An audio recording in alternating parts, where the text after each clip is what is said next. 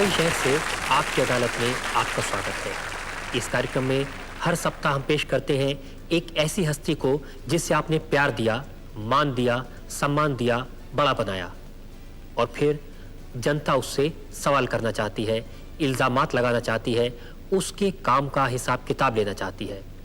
इस कार्यक्रम में हर सप्ताह हम एक ऐसी शख्सियत को पेश करते हैं जनता के सवालों के बीच, जनता के सवालों के दायरे में। तो आइए चले एक ऐसी शख्सियत से मिलने, सवाल पूछने, इल्जामात लगाने आपकी अदालत में। न राज्यम न च राजासी दंडो न च दांडिका धर्मेणेव प्रजा सर्वा रक्षन्ति स्म परस्परम।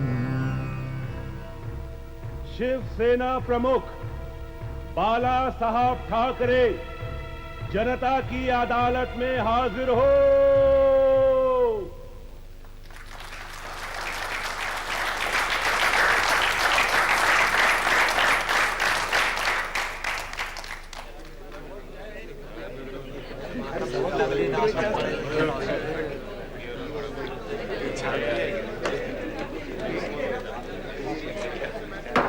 कार्रवाई शुरू की जाए।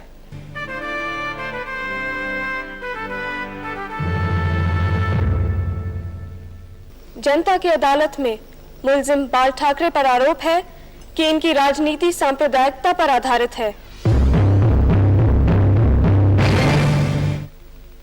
बाला साहब, जब आपने 1966 में 1966 में शिवसेना की स्थापना की थी तो उस समय आपने कहा था कि ये इसलिए सेना बनाई जा रही है कि महाराष्ट्रियन को सेकंड क्लास का दर्जा मिल रहा है, और आज 26 साल बाद भी जो आपकी पॉलिटिक्स है वो इसी सेकंड क्लास सिटीजनशिप पर आधारित है। आज आप कहते हैं कि हिंदुओं को इस देश में सेकंड क्लास सिटीजन बनाया जा रहा है।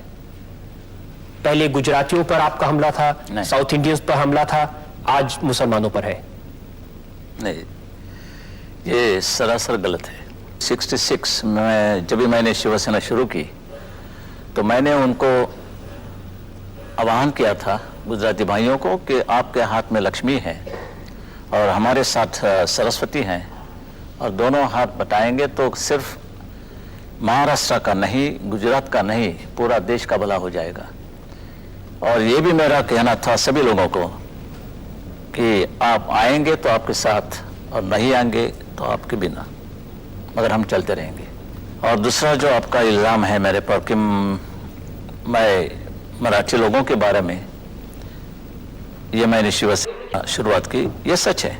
और जब भी महाराष्ट्र हुआ और इसके लिए भी हमें झगड़ना पड़ा, लड़ना पड़ा मुंबई मिलने के लिए, फिर भी मिलने के बाद भी हमारे लोगों को यहाँ नौकरी नहीं मिलती थी और कुछ नहीं, तो फायदा क्या इसका?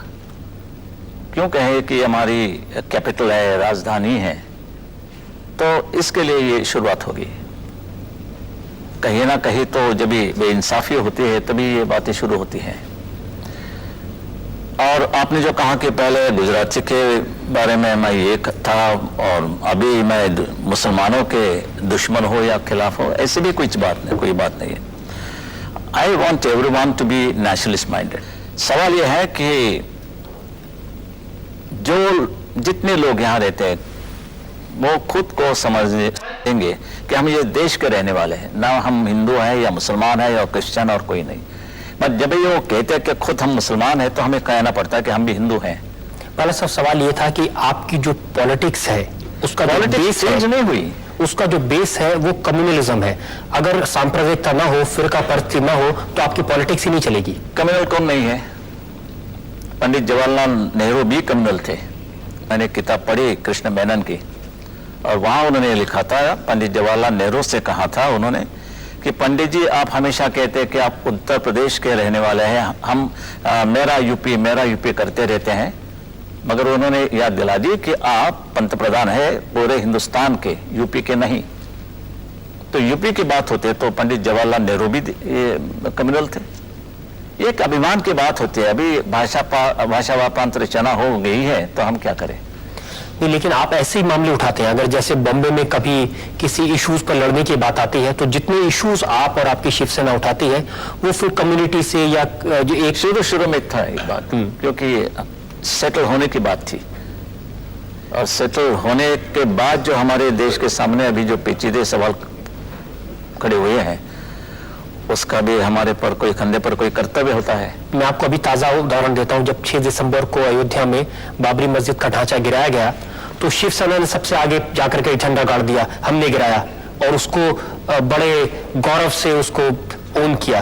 गौरव तो है ही, बिल्कुल, इसमें कोई शर्म की बात नहीं है। मैंने तो कहा दिया, साफ कह दिया। आप ये मानते हैं ये बाबरी मस्जिद गिराने दी गई है, इसके नीचे हमारा जो टेंपल था, मंदिर था राम का, वो हमने ऊपर लाया। वो जो ढांचा था वो मंदिर था क्या मस्जिद था? और ढांचा में तो काफी चीजें ऐसी थी कि हमारे हिंदू की संस्कृति इसमें डर गई थी, छुपी गई थी। जो गिराया वो मंदिर था या मस्जिद था बाला साहब? मैं तो गया नहीं था,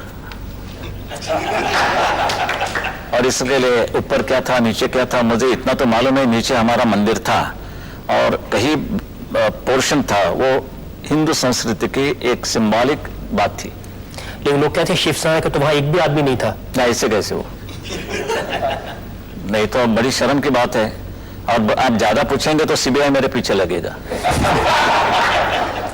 ये तो सच क्या है बाला साहब, जनता ये जानना चाहती है। सच ये है कि इतिहास आप देखेंगे, हिस्ट्री टेल्स कि बाबर ने हमारे जितने मंदिरें थी और पूरे के पूरे मुसलमान जितने आए यहाँ वो आक्रामक थे, और उन्होंने पूरे हिंदू मंदिरें गिरा दी और उसके ऊपर मस्जिद खड़ी की दी।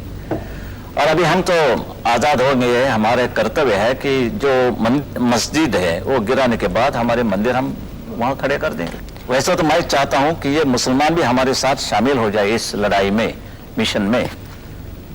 कोशिश तो यही होनी चाहिए कि सब लोग साथ मिलकर के लड़ें। कोशिश तो करते रहते हैं, कोशिश हमारे शंकरराव जी भी कर रहे हैं। शांतता कैसे रहेगी, सुव्यवस्था कैसे रहेगी, फिर भी बम फटते हैं, क्या करें। और जब बम फटते हैं उसके बाद में जो राइट होते हैं उसमें शिवसेना का हाथ रहता है?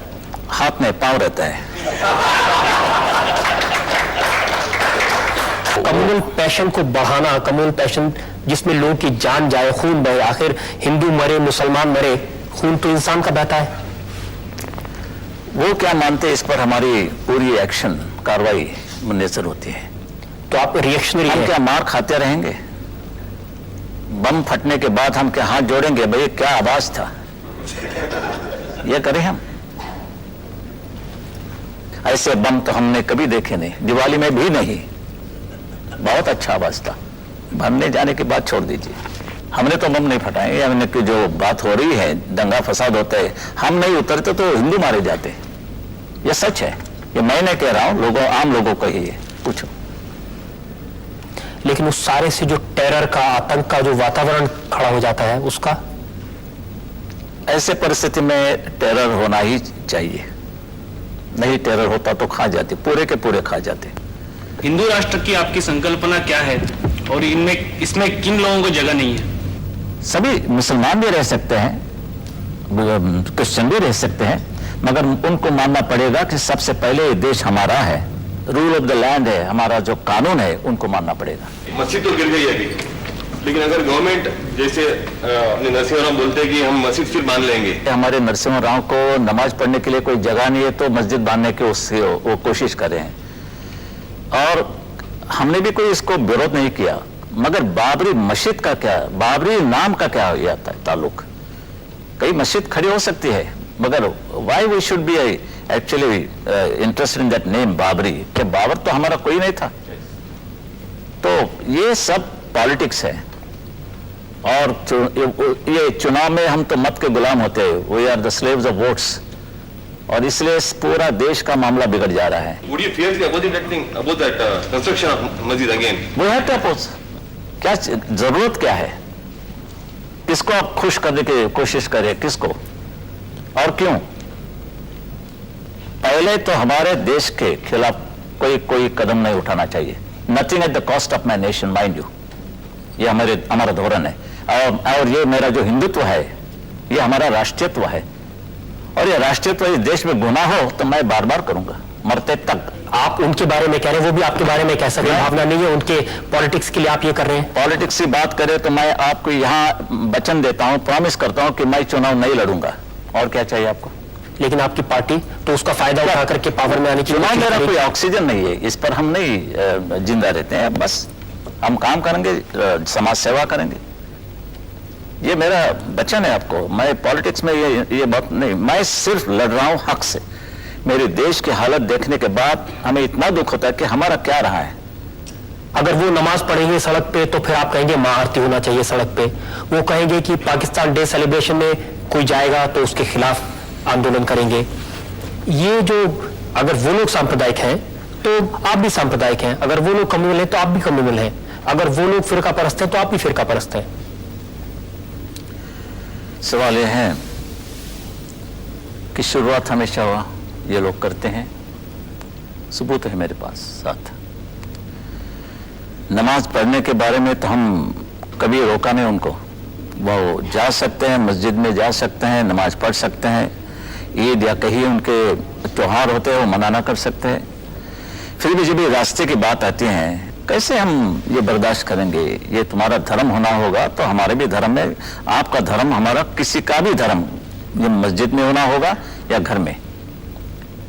ये ऐसी कोई चीज नहीं है कि धर्म ये नहीं सिखाता कि भाई चलो लोगों को तकलीफ दो। मगर जब ये गवर्नमेंट की जो चाल है वो हमने देखी कि भाई इतना होने के बाद भी पुलिस वाले भी रूट बदलते हैं, या चलो नमाज पढ़ रहे हैं तो ठीक है, रूट क्यों बदला?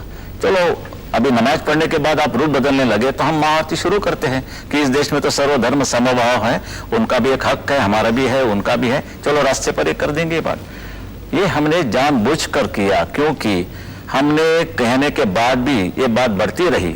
और जब ये बात वर्षा बंगला तक, यानी चीफ मिनिस्टर के बंगले के लॉन पर भी वो नमाज पढ़ना उन्होंने शुरू किया, तो ऐसा लगा कि क्या हिंदुस्तान है और ये पाकिस्तान।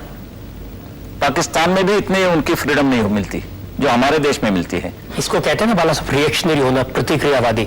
अगर वो नमाज पढ़ेंगे तो हम महाआरती करेंगे। नहीं, ये सवाल नहीं, ये पैम्परिंग जो चल रहा है इन लोगों का, वो हम नहीं। You must accept the rule of the land, यानी जो कानून है, जो संविधान मानना पड़ेगा, हमें भी मानना पड़ेगा, हम भी मानते हैं और उनको भी मानना पड़ेगा। ये जो बाबरी मस्जिद का ढांचा गिराया गया, ये कानून मानकर गिराया गया, सुप्रीम कोर्ट का ऑर्डर था। सुप्रीम कोर्ट छोड़ दीजिए, वो कोर्ट नहीं मानता। उन्होंने क्या कहा था? सुप्रीम कोर्ट ने ये कहा था वो न्यू कंस्ट्रक्शन नहीं होना होगा, तो हमने ठीक है, कंस्ट्रक्शन कहां गया? उधर कंस्ट्रक्शन नहीं हुआ, डिस्ट्रक्शन हुआ। अभी क्या चाहिए? हमेशा वकील लोग कहते हैं भाई इंटरप्रिटेशन ये होता है, तो हमारे भी इंटरप्रिटेशन ये है कि हमने कुछ भी कंस्ट्रक्शन नहीं किया, हमने डिस्ट्रक्शन किया। तो कानून को आप अपने हिसाब से मोड़ कानून क्या होता है? पहले तो मिलता था, अभी तो खरीद करना पड़ता है। अगर आप चाहें कि जो दूसरे लोग हैं वो कानून को माने, तो सबसे पहले दूसरे का हक कितना ये देश में है वो देखना पड़ेगा। जो हमें हिंदुओं को पाकिस्तान में नहीं मिलता, बांग्लादेश में नहीं मिलता और किसी अरब राष्ट्र में नहीं मिलता, वो हक इधर किसी को भी नहीं मिलेगा, नहीं मिलेगा। एक बातचीत से मामले को सुलझाने का तरीका होता है, एक होता है जोर जबरदस्ती से अपनी बात मनवाने का। हमारे धर्म पर हमला हो गया है, तो क्यों नहीं मानते आप? वो कबूल क्यों नहीं करते कि ये सच है कि हमारे मंदिर है? यानी कि सोमनाथ मंदिर की बात करें, दोबारा वो गिरा दिया गया, और पंडित जवाहरलाल नेहरू नहीं, मगर वो सरदार वल्लभ भाई पटेल थे, इसलिए हमारा सोमनाथ मंदिर खड़ा हो गया। नहीं तो वो भी नहीं, वो दूसरी बाबरी मस्जिद हो जाती। जो हिंदू धर्म है उसको तो बहुत सहिष्णु माना जाता है ना, बहुत पेशेंस वाले माने जाते हैं। वो मूर्खपना था उनका। अभी तो मुझे मिलिटेंट हिंदू चाहिए, बिल्कुल मिलिटेंट हिंदू चाहिए। आप हिंदुइज्म की पूरी परिभाषा बदल देंगे? परिभाषा बदलने का क्या सवाल है? पिता बदलने से कोई ये नहीं होता है, फर्क नहीं पड़ता है, लड़का लड़का ही रहता है। क्योंकि ये जो 5000 साल पुरानी संस्कृति है, जो पूरे दुनिया में जो रेस्पेक्ट है हिंदुइज्म की, एक हिंदू की, वो इसलिए है कि हिंदू सहिष्णु है, पेशेंस है, शांति से रहता है। जबरदस्ती अपना धर्म की चीज हमें बड़ी महंगी पड़ी, यही चीज हम नहीं मानता। अभी जब उठना पड़ेगा, खड़ा रहना पड़ेगा। 5000 साल की बात मैं नहीं करना चाहता हूं, मगर वो जो है वो है। मैं प्राइम मिनिस्टर बनता तो इस सवाल भी नहीं उठता। शिवसेना प्रमुख बाल ठाकरे पर कुछ और इल्जाम, कुछ और सफाई, कुछ ही देर में इंतजार कीजिए।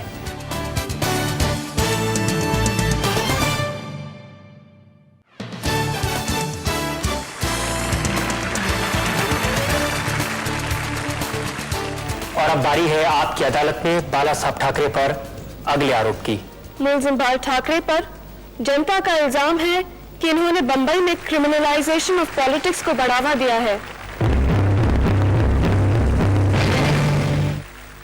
बंबई आपके नाम से कांपती है, आप इस बात को मानते हैं? कांपना ही चाहिए। शेर को डरे नहीं तो क्या चूहा को डरे? तो ठीक है, कांपना है। तो राजनीति के अंदर जो लोग हैं वो कांपते हैं, तो मुझे बहुत खुशी होती है। वो इसलिए कांपते हैं बाला साहब क्योंकि जो क्रिमिनल्स हैं, ऐसे लोग हैं जो शिवसेना के नाम पर लोगों से पैसा ऐंठते हैं, एक्सटॉर्शन करते हैं, उसको आप अच्छा मानते हैं? नहीं, बिल्कुल नहीं। इसलिए तो मैंने कहा कि मैंने अखबार में एडवर्टाइजमेंट दी थी, जाहिरात दी थी, और मैंने ये भी कहा था कि ऐसे कोई लोग शिवसेना के नाम लेके आएंगे, जबरदस्ती करेंगे, को उनको पकड़ के पुलिस के हवाले कर दो। और क्या चाहिए? लोग कहते हैं कि पुलिस भी डरती है आपसे। अभी पुलिस वालों को, मैं कोई इंस्पेक्टर नहीं हूँ और कोई नहीं, तो मेरी मुलाकात आप ले रहे हो, और यानी कि अब मुजरिम मैं हूँ यहाँ। नहीं, आप ये मानते हैं कि नहीं मानते कि पुलिस वाले भी शिवसेना के लोगों से डरते हैं? ऐसे तो मेरे पर काफी इल्जाम है कि मैं हाथ में हाथ बटा के चल रहा हूँ उनके साथ, वो हमारे साथ हैं, मगर ये सच नहीं है, बिल्कुल नहीं। और जो आपने क्रिमिनल्स को जगह दी पार्टी में? कौन क्रिमिनल? ऐसे बहुत सारे लोग हैं जो क्रिमिनल वॉर में जो लोग, नहीं, नाम तो ले लो। एक किम नाम के आदमी थे, एक किम थापा की बात करें तो इससे पहले ये थापा एक बड़ा अच्छा कबड्डी प्लेयर था, और जब भी मैंने उनको टिकट दिया तो उस वक्त वो कबड्डी प्लेयर था। वो तो गुनाह नहीं था। इसके बाद थापा बिगड़ गया और आप इल्जाम लगा जा रहे हैं।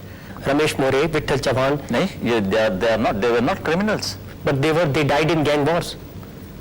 जब तक मेरे सामने कोई बात नहीं आती तो मैं कैसे ये कार्रवाई करूं? आप ये कहना चाह रहे हैं कि शिवसेना से जितने लोग एसोसिएटेड हैं उनमें से कोई क्रिमिनल नहीं है, किसका किसी गैंग से कोई संबंध नहीं है, सब दूध के धुले हैं? दूध के धुले तो कोई भी नहीं होता है। आप सबूत लाएंगे कि कोई भी मेरा नेता भी कोई रिश्ता है गैंगस्टर वालों के साथ और कहीं, तो मैं उसको हटा दे दूंगा। एक वक्त, एक सिंगल मिनट भी मैं उनको नहीं रखूंगा। एक बार किसी ने सवाल आपको पूछा था कि शिवसेना करप्ट है, तो आपने कहा था हमने करप्शन कांग्रेस से सीखा था। यस, आडवाणी के लैंग्वेज में क्या कहूँ, उसके लफ्ज में मैं कहूँ, the difference between a brief case and a suitcase. यानी बाला साहब, अगर without corruption you cannot fight election. इतनी मंगी हुई है तुम्हारी चुनावी बात कि 1 करोड़ तक जब भी आप कोई खर्चा करते हैं तो आप एमपीशिप यानी खासदार यानी कि एमपी का चुनाव लड़ सकता है, और वैसे तो 1.5 लाख में आपको ये चुनाव लड़ना चाहिए। Okay, I pay this amount to mister Narasimha Rao and let Mr. Narasimha Rao fight his election whenever it is going to be. Well, I will pay for that. I will stand that expense. कहो, ये hypocrisy मुझे पसंद नहीं है, बिल्कुल नहीं है। मैं मानता हूँ कि मुझे दुख भी होता है, कभी कांटा भी चुभता है, तो क्या करे, गुलाब को तो पकड़ना ही होता है। तो आप जस्टिफाई कर रहे हैं क्रिमिनलाइजेशन को? I am not justify. ये पूरे के पूरे ऊपर से नीचे तक, ऊपर वाले कहते हैं नीचे से शुरुआत होती है, नीचे वाले ऊपर का वाले करते हैं, तो हम क्यों ना करें? ये बात हो रही है देश में, ये सही है। प्राइम मिनिस्टर पर आप कहेंगे तो ये वर्ल्ड फिनोमिना हो रहा है। अभी तो सब खाते हैं, तो मैं थोड़ा भी जरा साइड डिश कोई हो, स्वीट डिश तो भूल जाइए, मगर तो करनी पड़ती। इस पर एक अच्छी गवर्नमेंट लानी पड़ेगी, and that government has to be very cruel. Dictatorship चाहिए, बेनिवोलेंट डिक्टेटरशिप मगर चाहिए, नहीं तो ये निपटना मुश्किल है। जो भी दंगा फसाद होते हैं, मोर्चे निकलते हैं, तो सबसे आगे युवा पीढ़ी होती है उसके आगे। तो आप यूथ को क्या मैसेज देना चाहेंगे? Be militant. Be militant? Yes, क्योंकि अभी युवा की स्थिति दिल्ली में कैसी हुई तो आपको मालूम है। बेचारे बिट्टा बच गया, और वहां तो दिल्लीश्वर बैठते हैं, शंकरराव चौहान वहां होते हैं, पायलट होते हैं, नरसिम्हा राव भी वहीं बैठते हैं, और बम फट जाता है। और जब ये कानून हमारी हिफाजत नहीं करते तो आप क्या करोगे? और औरतों के ऊपर बलात्कार हो रहा है, कानून क्या कर रहा है? nobody is moving freely in this country. Everyone is under tension. आप भी टेंशन में होंगे, भाई क्या इधर तो बम नहीं फटेगा, इधर तो कुछ नहीं होगा, यानी क्या ये क्या जीवन है तुम्हारा? और इसके लिए मेरे मन में जो तूफान आता है, ये आता है कि मैं बड़ो कड़वा बात करता हूं कि मैं बर्दाश्त नहीं कर सकता हूं। क्या हथियार नहीं लेंगे तो भी मर जाने वाले हैं? गवर्नमेंट के हाथों में हथियार है तभी भी हम मर जा रहे हैं, तो कैसे करें? ये युवा को क्या, युवा को नहीं पूरे हिंदुओं को देश में मिलिटेंसी लानी पड़ेगी, तभी देश का ये रक्षा हो जाएगी। ये मेरा विचार है। बाला साहब, आप समझते हैं कि हथियार का जवाब हथियार से देंगे तो उससे समस्याओं का हल हो जाएगा? हाँ, क्योंकि शिवाजी महाराज अफजल खान को मिलने के लिए पंचा पहन के हाथ में डंडा लेके बकरी ले जाता था तो उसका अफजल खान होता, मगर उन्होंने पहचाना कि मेरा दुश्मन कैसा है, तभी उन्होंने पूरा बंदोबस्त करके उस सामने गया, इसलिए बच गए। और कहीं हमें कोई ऐसा सुख शांति से हम नहीं सो सकते, ना रह सकते, तभी क्या करो? ये मेरा इशारा है। They are going to be chaos। जितनी बातें मैंने की, तो मैं कोई ज्योतिष नहीं हूं, ना कोई मैं पामिस हूं, मैं था तो कार्टूनिस्ट और मैं कुछ बन गया, फिर भी मैं कॉशनिंग जब भी देता हूं वो होते हैं, बात ये हो रही है। I said that in 1980 that Indira Ji will be killed, and she was killed in 84. I said that this boy, that is Rajiv Gandhi, will be killed by Tamilian tiger, and he was killed by a Tamilian tiger. Why? Because I am a cartoonist, I can read news in a different way. लाइनों के दरमियान क्या लिखी गई है बात, सत्य, वो मैं देखता हूँ। आप तो अखबार पढ़ते हैं और मैं तो लाइनों के बीच में क्या लिखा है वो पढ़ता हूँ, जो आपको दिखाई नहीं पड़ता। जो कार्टूनिस्ट का जो दिल होता है बाला साहब, वो बड़ा उदार दिल होता है, बड़ा इमोशनल होता है कार्टूनिस्ट। ऐसी कोई बात नहीं है, कार्टूनिस्ट होता है, उसमें इमोशन कुछ नहीं होता? नहीं, इमोशन क्या होता है, वो न्यूज पर आधारित होता है, जैसे न्यूज वैसा कार्टून। उसमें कोई कविता, उसमें कोई आर्ट, उसमें कोई आर्ट है ना, आर्ट है, it is an art, yes, caricaturing is an art. तो कार्टूनिस्ट के दिल में, या जो कार्टूनिस्ट का दिल है लाइनें खींचते खींचते, उसमें ये टाइगर का दिल कहां से पैदा हो गया कि मिलिटेंट बना दो? बैरिस्टर मोहनलाल करमचंद गांधी का जब भी महात्मा गांधी हो सकता है, तो कार्टूनिस्ट का कोई शिवसेना प्रमुख क्यों न बन जाए?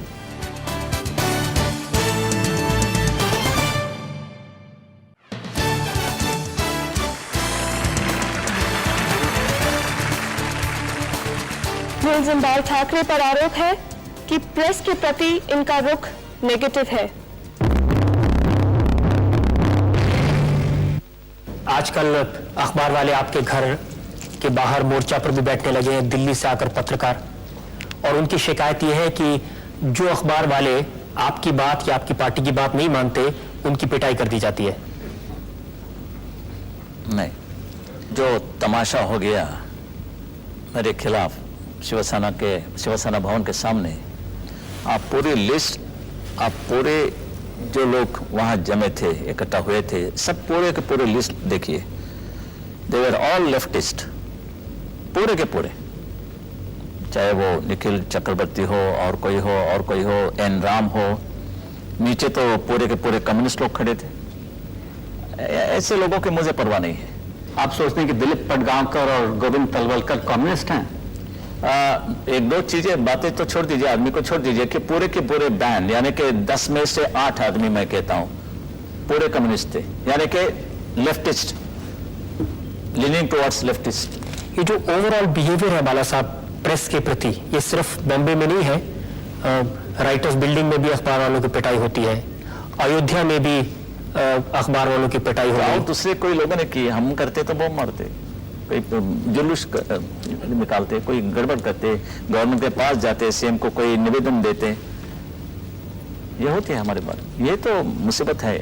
नहीं, ये मैं पूछना चाहता हूं कि आप इसको जस्टिफाई, वहां तो गुजरात में जन्मभूमि और कहीं अखबार की पूरी इमारत जला दी, वही बात कलकत्ता में हुई, यहाँ तो किसी की इमारत और कोई हमने तो किया नहीं, जला दिया।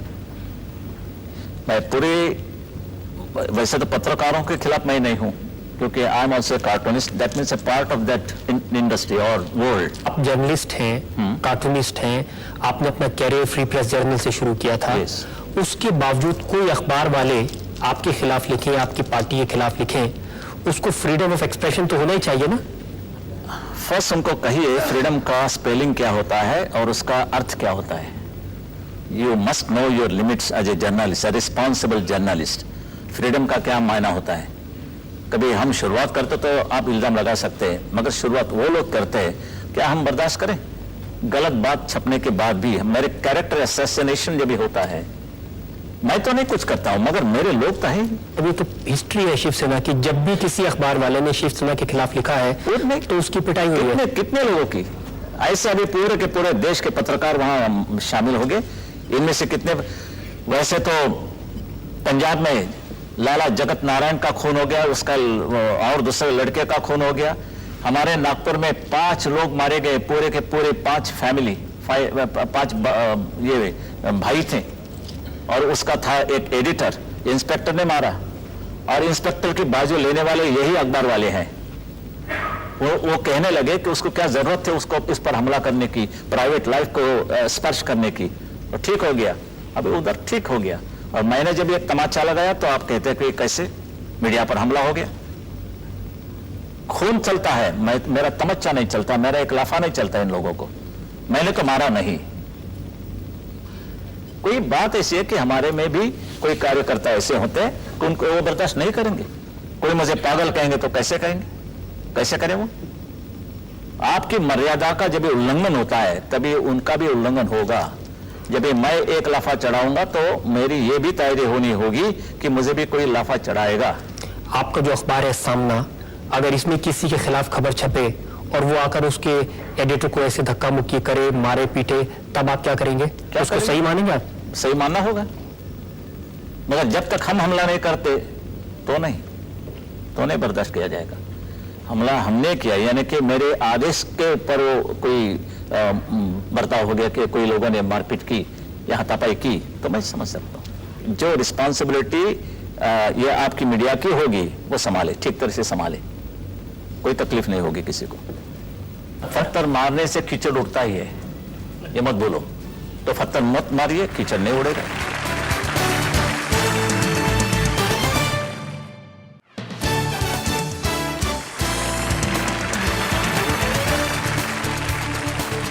मुलजिम बाल ठाकरे पर जनता की अदालत में आरोप है कि उन्होंने शिवसेना में सेकंड लाइन ऑफ लीडरशिप नहीं बनने दी।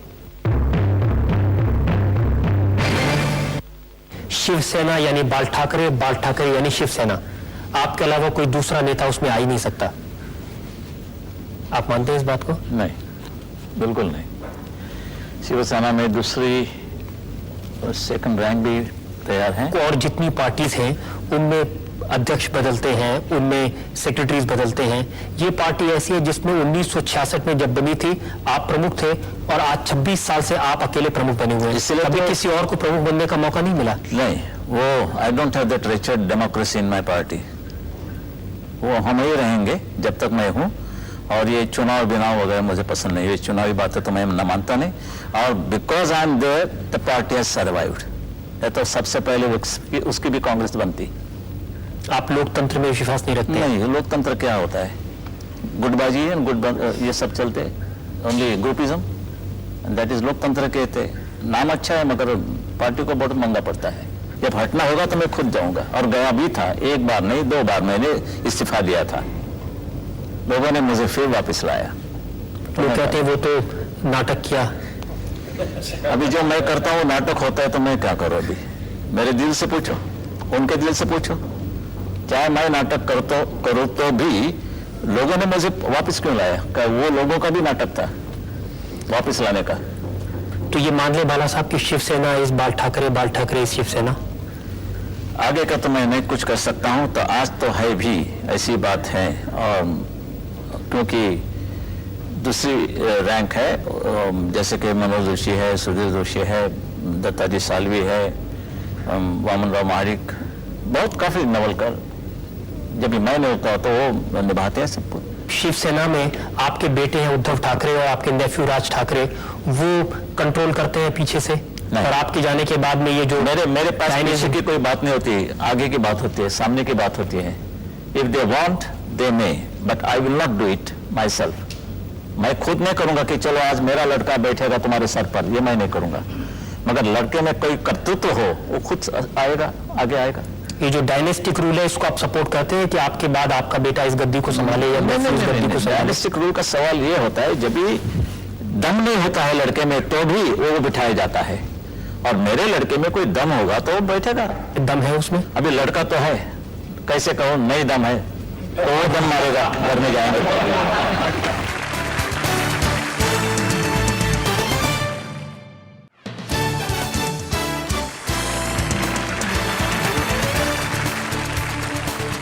मुलजिम बाल ठाकरे पर आरोप है कि ये ग्लैमर के पीछे भागते हैं. मिथुन चक्रवर्ती आपको डैडी कहते हैं, गोविंदा आपको अंकल कहते हैं, अमिताभ बच्चन आपको बड़े भाई कहते हैं. तो ये ग्लैमर के जो लोग हैं, स्टार के लोग हैं, इनके प्रति आपकी आप थोड़ा श्रीदेवी वगैरह का नाम लो तो. और मैं चाहता हूँ मुझे अंकल नहीं कहें. लोग जानना चाहते हैं श्रीदेवी आपको क्या कहती हैं? श्रीदेवी मिलती है मगर कुछ नहीं कहती है, अच्छा है. I have work for them. I was in famous pictures the staff artist. पुरानी बात है, 45-46 की बात है. मैं वहाँ आर्टिस्ट था, मैं शो कार्ड वगैरह बनाता था. वहाँ मेरी पहचान काफ़ी लोगों से हुई और बाद में ये सब लोग नए आए. लेकिन आपने इंडस्ट्री को दो हिस्सों में बिल्कुल डिवाइड कर दिया है. एक तरफ आपके दोस्त हैं, मिथुन चक्रवर्ती हैं, अमिताभ बच्चन हैं, दूसरी तरफ शबाना है, दिलीप कुमार हैं, एक के हंगल हैं, सुनील दत्त हैं. तो एक लोगों को आप सपोर्ट करते हैं और दूसरे लोग आपसे डरते हैं. दूसरे सपोर्ट जो गलती करते हैं वो मैं नहीं मानूंगा. जब ये 12 बम फट गए मुंबई में और पाकिस्तान दिन आप मनाना करते हैं, कैसे मैं बर्दाश्त करूं? क्या जरूरत है पाकिस्तान दिन की? पाकिस्तान हिंदुस्तान दिन नहीं वहां मनाना करते और हम ही बेशर्मी से सब कारोबार करते. तो मैं जरूर रोकूंगा, कोई भी हो. लेकिन वो तो आर्टिस्ट है बाला साहब, उनका पॉलिटिक्स से कुछ लेना देना नहीं. पॉलिटिक्स की शुरुआत होती है. मैंने सुनील दत्त से कहा या एक तो या कलाकार का जो आपका रिश्ता है वो रखो या पॉलिटिक्स में आ जाइए. लेकिन इस तरीके से फिल्म इंडस्ट्री पर आपका कब्जा रहे? सभी पर मेरा कब्जा है. क्योंकि आप चाहेंगे जिसकी फिल्म दिखाई जाए वो दिखाई जाए, आप चाहेंगे जिसकी फिल्म रोकी जाए वो रोकी जाए. कोई हिंदू धर्म की बात हो, कोई हिंदू धर्म का अपमान हो तो मैं रोकूंगा. मैं चोली नहीं रोकूंगा मगर ये करूंगा. आप चोली को ठीक मानते हैं? ये जो चोली के पीछे गाना बहुत एक बार बताया गया है कि चोली के पीछे क्या है तो भी आप शिकायत करते रहते हैं. और मुझे मालूम है कि जब ये बात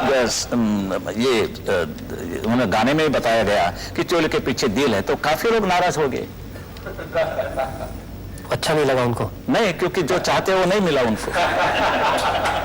एक और फिल्म थी खलनायिका जिसमें भी एक और गाना था चोली के पीछे. वो तो ठीक, मैंने नहीं, वो गलत था. यानी कि खलनायिका की बात आप कर रहे हैं तो ठीक नहीं था. उसका इनमें एक्शन भी बड़ी ये अच्छी नहीं थी, बहुत ही.